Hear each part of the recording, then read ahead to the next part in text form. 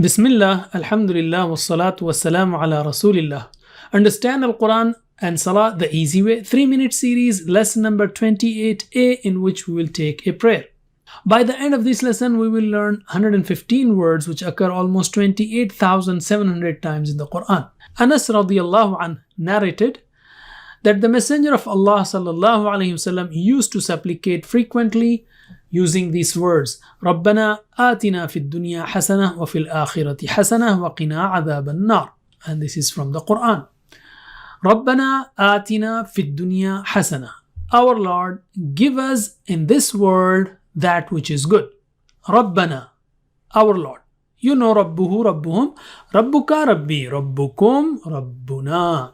So Rabbana also means our Lord. When we address Allah, we don't say Rabbuna, we say Rabbana. Our Lord, our Rabb. Ati na, give us. Ati means give. Atu zakah, you may have heard, give zakah, that is plural. And singular is ati, give. Atina, give us. We are not ordering Allah, we are begging Allah subhanahu wa ta'ala. Fit dunya, in this world. You know, Akbar is the greatest and the feminine is Kubra.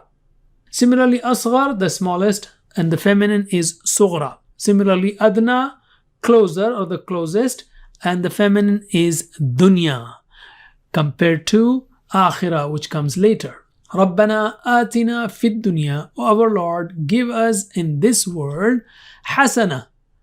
Hasan is good. Hasana is the feminine form of Hasan, which means the good. Hasana includes basic necessities of survival, such as health, welfare of family, halal provisions, honor, respect, etc. It also includes things that are beneficial for the hereafter, such as useful knowledge, correct aqidah, good actions, sincerity in actions, good morals, hidayah, guidance, good friends, etc.